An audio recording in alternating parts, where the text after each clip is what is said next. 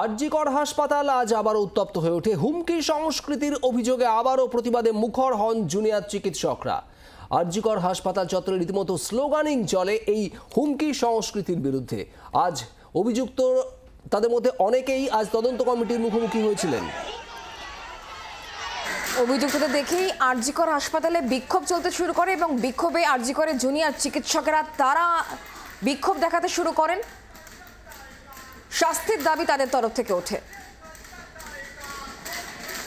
আবারও উত্তপ্ত আরজিকর হাসপাতাল, হুমকি সংস্কৃতির অভিযোগে আবারও প্রতিবাদ। আরজিকর হাসপাতাল চত্বরে স্লোগানিং দিতে থাকেন জুনিয়র চিকিৎসকদের একাংশ।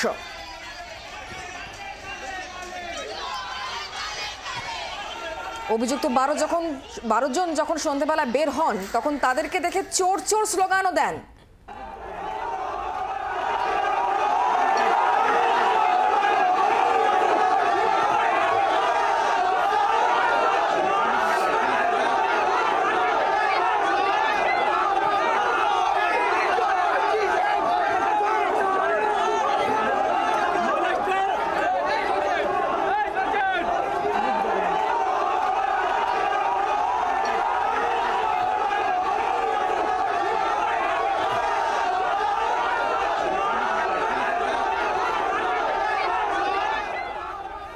অর্কদীপ্ত মুখার্জি আমাদের প্রতিনিধি রয়েছেন আমাদের সঙ্গে। অর্কদীপ্ত, চূড়ান্ত স্লোগানিং আমরা এর আগে শুরুতেও দেখেছিলাম এবং এই তদন্ত কমিটির মুখোমুখি হওয়ার পর যখন অভিযুক্তরা বেরিয়ে আসছেন তখনও তীব্র স্লোগানিং, ঠিক কি হলো?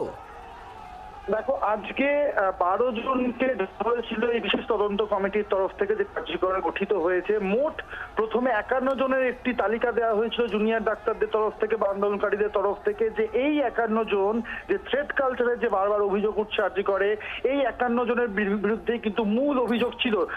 পরে সেই 51 জনের থেকে একজনের নাম সরিয়ে নেওয়া হয়, তার বদলে 9 জনের নাম অ্যাড করা হয়। অর্থাৎ টোটাল 59 জনের একটা তালিকা কিন্তু এই বিশেষ তদন্ত কমিটিকে দেওয়া হয়েছিল জুনিয়র ডাক্তারদের তরফ থেকে।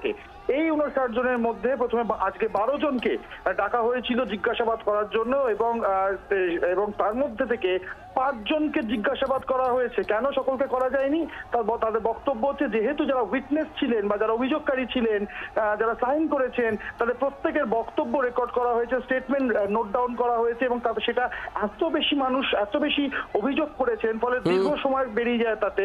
তার ফলেই কিন্তু সকলকে জিজ্ঞাসাবাদ করা যায়নি, বাকিদেরকে আগামীকাল জিজ্ঞাসাবাদ করা হবে। এবার যখন জিজ্ঞাসাবাদ করে তারা বেরিয়ে আসছিলেন এই 5 জন, তখনই কিন্তু এই জুনিয়র ডাক্তার আন্দোলনকারীরা তারা কিন্তু ঘিরে ধরেন, তাদেরকে রীতিমতো তাড়া করেন। সিআইএসএফ জওয়ানরা তাদেরকে কোনো মতে প্রথমে 6 নম্বর গেট দিয়ে বের করে নিয়ে যান। সেখানে কিন্তু অন্যান্য যারা আন্দোলনকারী ছিলেন, যারা স্লোগান দিচ্ছিলেন, তাদেরকে আটকে দেন এবং তারপরে তারা কিন্তু মেন গেট দিয়ে বেরিয়ে আবারও স্লোগান দিতে দিতে মেন রাস্তার উপর, যেটা বেলগাছিয়া শ্যামবাজার কানেক্টর, সেই রাস্তার উপর উঠে কিন্তু স্লোগানিং শুরু করেন। ফলে পুরো বিষয়টা, এবং আমরা নানা ধরনের স্লোগান শুনেছি, চোর স্লোগান শুনেছি, মলেস্টার বলে বোঝাই যাচ্ছে। অর্কদীপ্ত, তুমি নজর রাখো। অনেক ধন্যবাদ আমাদের সঙ্গে টেলিফোন লাইনে থাকার জন্য। আজকে যে কজনকে প্রশ্নের মুখোমুখি হতে হয়, জিজ্ঞাসাবাদ যাদেরকে করা হয়েছে, তাদের বিরুদ্ধে যে অভিযোগ করা হচ্ছে থ্রেট কালচার, কোট আনকোট হুমকির সংস্কৃতি, তাদের বিরুদ্ধে কি ধরনের অভিযোগ করা হচ্ছে শোনাবো। এই যারা হোতা থ্রেট কালচারের তারা কি কি করতো যদি বলি, এই যে সাপ্লির ভয় দেখানো, ফার্স্ট ইয়ার জুনিয়র থেকে শুরু করে এবং ইন্টার্নদের ইন্টার্নশিপ ক্লিয়ারেন্স আটকে দেওয়া, 2 জনের রেজিস্ট্রেশন 8 মাস আটকেও রেখেছিল এবং কথা না শুনলে হস্টেল রুম থেকে জামা কাপড় ট্রাঙ্ক বের করে দেওয়া, এগুলো তো আমরা শুনেছিলাম এবং আমরা যে কমপ্লেনগুলো জানতাম না, অনেকে আজকে অ্যানোনিমাসলি এই কদিনে কমপ্লেন করেছে এবং আজকে আরও 1000টা অভিযোগ শুনতে পাচ্ছি। মাকে দেখে নেব, মানে সেই কথাগুলো এখন জনসমক্ষে এভাবে বলার মতো, মানে এত কুরুচিপূর্ণ কথা বলতে পারছি না। বাবা মাকে তুলে থ্রেট করা। বাংলার আওয়াজ, বাঙালির আবেগ, জি 24 ঘন্টা।